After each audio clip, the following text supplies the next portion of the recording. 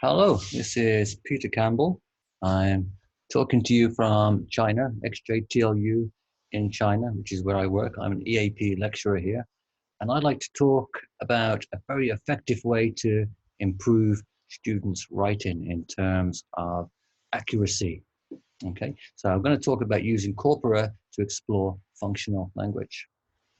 Okay, so here's a quick outline of what I'll be doing here today in the next 20 minutes. I'll be talking about OPAL, the Oxford Phrasal Academic Lexicon, which is a list of functional language. I'll be talking about looking for those items from that list, functional language on the board, the British Academic Written English Corpus. I'll be showing an example of a search for those phrases on that corpus. I'll be suggesting why you should do this, and I'll mention a few practicalities as well. Okay, so moving along. First of all, by functional language, I mean language such as the question of whether or not, the significance of, it is clear that, is defined as, etc., etc. Okay, this is what I mean by functional language. So this is the kind of language that should be appearing in your students' EAP writing. So to get a list of this functional language, you should go to the Oxford Learners Dictionary, follow this link. After this presentation, first I'll show you how to do this. So if you go to that link, you'll come to a page that looks something like this. If you click on filters, you'll be offered 4 documents. So there's the OPAL written single words, OPAL spoken single words, OPAL written phrases, and OPAL spoken phrases. Okay, so for the purposes of this presentation, we're going to have a look at the OPAL written phrases document there. Okay, oops. Okay, so if you download that, you'll get this document. It's 3 pages of list of the most frequently occurring written functional language, and it's categorized by function. It's extremely useful to your students. So, for example, the categories are, well, first category is specifying topics and relations between ideas. So you can see here we have in terms of, in relation to, with respect to, with regard to. Okay, so you can see how these phrases will be used to specify topics in writing in terms of global warming, for example. Okay. Okay, another category is drawing attention to something or focusing on it. So it is important to, it should be noted that, it's important to note that, etc., etc. Okay, drawing attention or focusing on it, it is important to. Okay, and it should be noted that these items, these phrases are listed within the category in order of frequency as well. So it is important to is more frequently used than in fact. And of course, in fact is frequently used because it's on this list. Okay. Another category is phrases with the noun of. So we have the use of, the development of, the quality of, okay, the introduction of, etc., etc. Common functional language, very useful for your students in their writing. I hope you'll agree. Okay. However, there is a problem for your students. So they can't just insert these phrases into their writing. They need to know the language which occurs before and after these phrases, to the left and right of these phrases in a sentence, i.e. how to use the language accurately. Okay, so I would suggest your students use corpora to investigate this language, okay, and specifically the British Academic Written English Corpora, or BAWA, not to be pronounced BOR, which would be a terrible acronym. Okay, so if we take a look at this phrase for giving examples or presenting evidence, it has been argued that, okay, it has been argued that, imagine your student wants to use that in their essay to present evidence.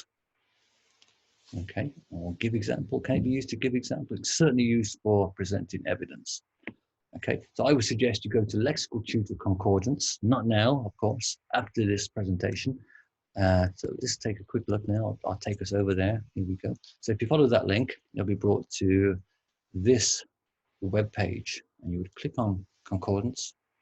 You click on English, and this form is offered. Okay. So this is very simple to use. It's very student friendly. This is a student friendly corpus engine. Okay, so you type in your phrase there. Your student types in their phrase there. So it has been argued that. Okay, over here we have this drop-down menu. We can choose from family, contains, end, starts, or equals. So we're going to choose equals because we want to search for this exact phrase. Over here we have the in corpus.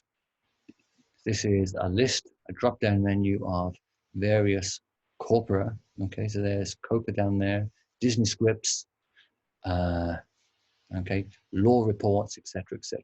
The one we're interested in is Bauer.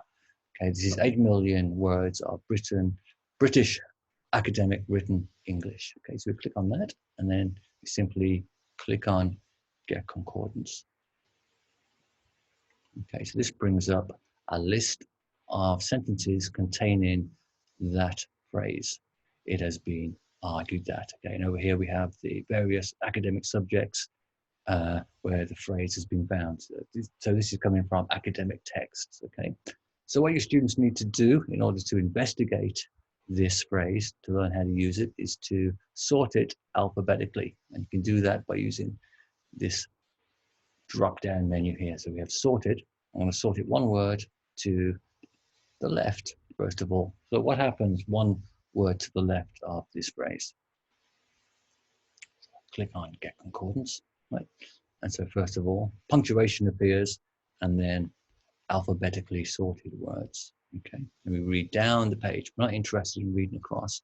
We read down the page.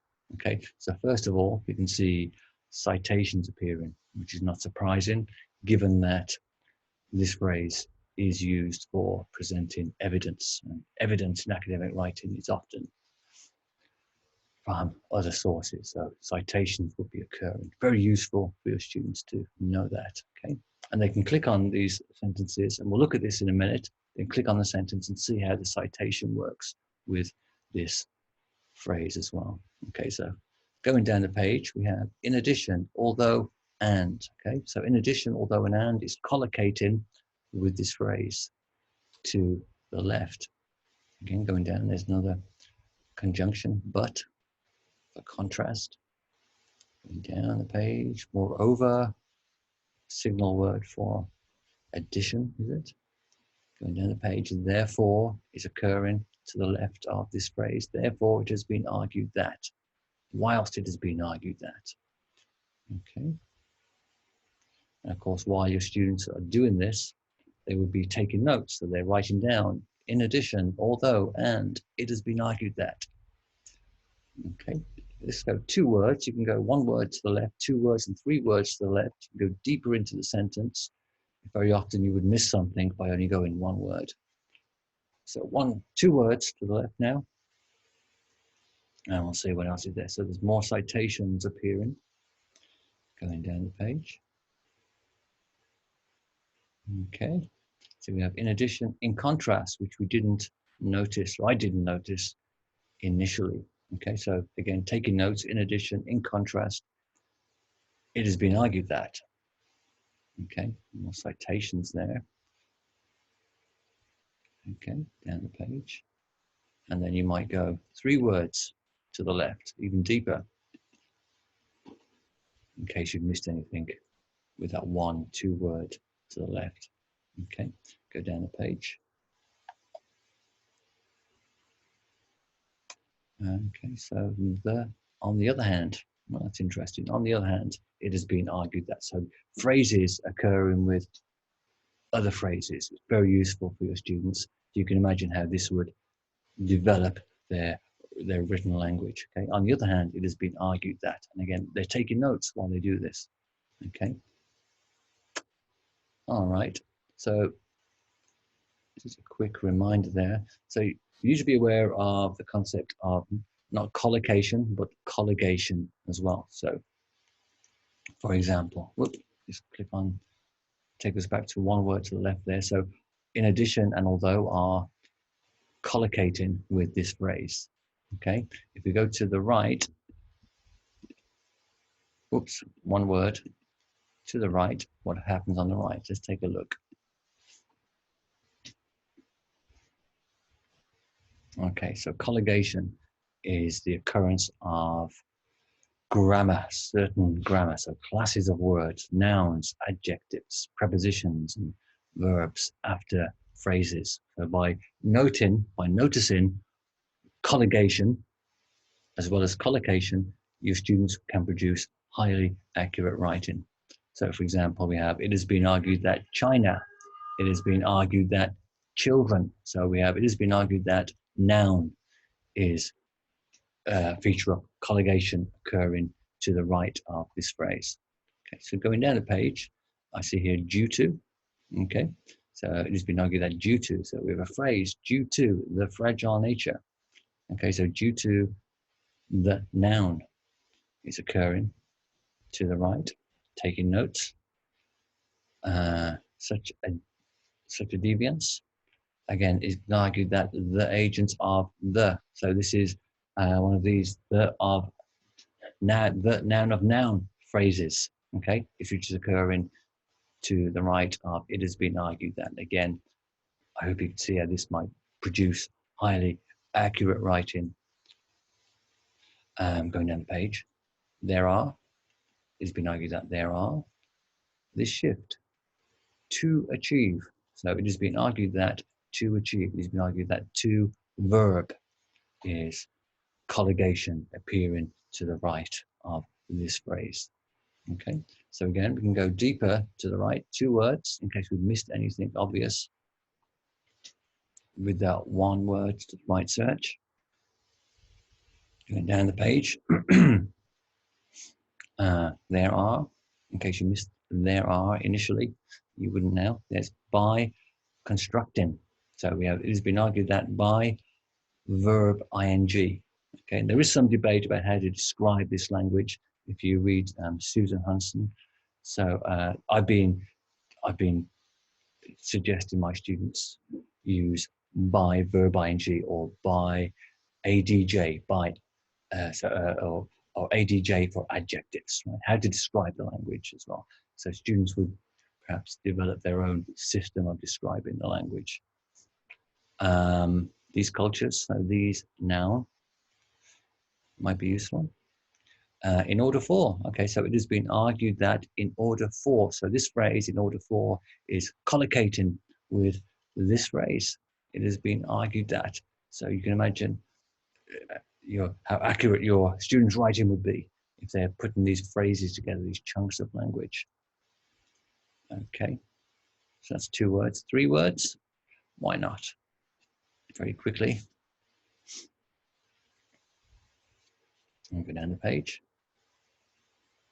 Okay, so we have of. So if a word is occurring more than once, it's considered frequent and should be taken note of.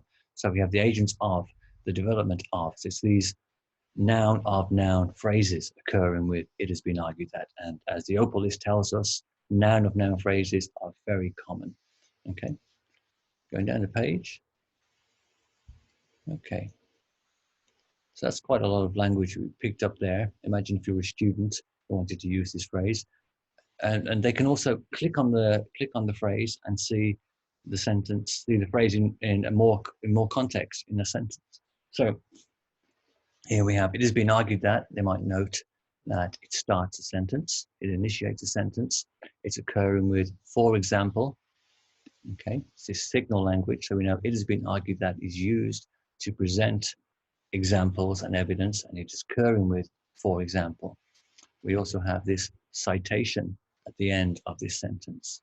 Okay, unsurprisingly for us teachers, but for a student, this would be very useful information. Okay, and you'd also note that this is a multi-clause sentence with the development of human language, or the development of human language.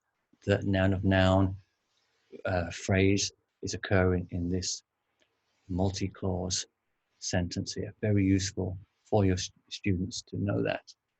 Okay, so going back to the PowerPoint here. So as I said, your students should have been taking notes because it's impossible to remember all of this information. So we saw these conjunctions occurring to the left, but, furthermore, therefore, etc., etc. In addition, in contrast, current to the left of this phrase, it has been argued that. To the right, we saw these collocations.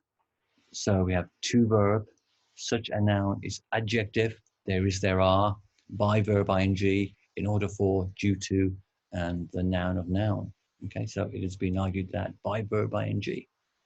So if you put both left and right, the language appearing to the left and the right together, your students suddenly have a lot of options in terms of using that phrase for giving examples or presenting evidence. For example, therefore, it has been argued that by verb ing, or in addition, it has been argued that there is, or in contrast, it has been argued that due to, but it has been argued that the noun of noun.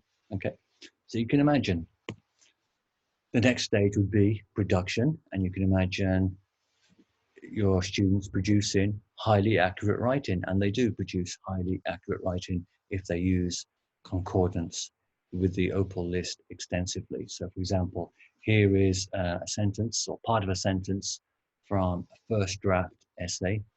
It has been argued that modern technology is beneficial for feedback. It's beneficial for, okay, feedback too, maybe, okay. For example, you might suggest they use corpora, okay. So I would mention in the feedback that the students use corpora, and if they've made errors in that, they might go back to the corpora, check it again, and this produces highly accurate writing. Okay, moving along. So why should you do that? Well, first of all, Paul-Nation's 4 strands. Paul-Nation suggested that a well-balanced curriculum should have these 4 strands: meaning-focused input, meaning reading and listening; meaning-focused output, so speaking and writing with a focus on meaning; language analysis; and fluency practice. So the language analysis should be 1/4 of your curriculum, and the purpose of that language analysis is to produce accuracy in language. Okay, and then hopefully students would also encounter this language again in the readings and listenings that they do, and this would reinforce this language, and they would internalize it and become fluent in its use. Another reason you should do this is because functional language is not noticeable. Okay, well, it's not very noticeable. There is research which suggests that content language, such as global warming, would be more obvious, more salient in a text than in terms of, so students, people, humans do not notice functional language as much as they do content language. So I imagine this applies especially to students who are learning language. They're going to focus on the content language and perhaps to some extent ignore functional language. So it needs to be explicitly pointed out. How should you do this? Well, I would suggest that you keep it student-centered. So here's a scene from my classroom. I've invited 3 students up. So 1 student is using the computer, going through the corpus there, investigating a phrase. 2 students are doing the board work, taking notes, and the rest of the class hopefully are also taking notes. And you would change the students around, of course, not always the same students doing this. So making sure that every student in the class gets an opportunity to use the corpus and to take notes in front of the class. So you're handing agency over to the students. Repetition is key. So I would suggest that you do this at least 2 or 3 times a week in every class at the start of the course. It produces autonomy. It gives your students a huge quantity of language, more options to choose from. It puts them in a language environment using the corpora, and it teaches language in terms of chunks. Okay, so just to review, we looked at Opal, Oxford Phrasal Academic Lexicon. We looked at lexical tutor concordance. We looked at colligation, why we should do it, because language should be analyzed. Saliency, functional language is not very salient. And I suggested that student-centered repetition is the way to go with this. Okay, there's a reference list Hunston and Francis have some excellent work on colligation if you're interested in that. And thanks to Anne O'Keefe for suggesting using corpora for investigating functional language. Okay, thank you very much. I've been Peter Campbell. Here is my email address. Please contact me if you've got any questions or advice. I'd love to hear from you. Thank you and goodbye.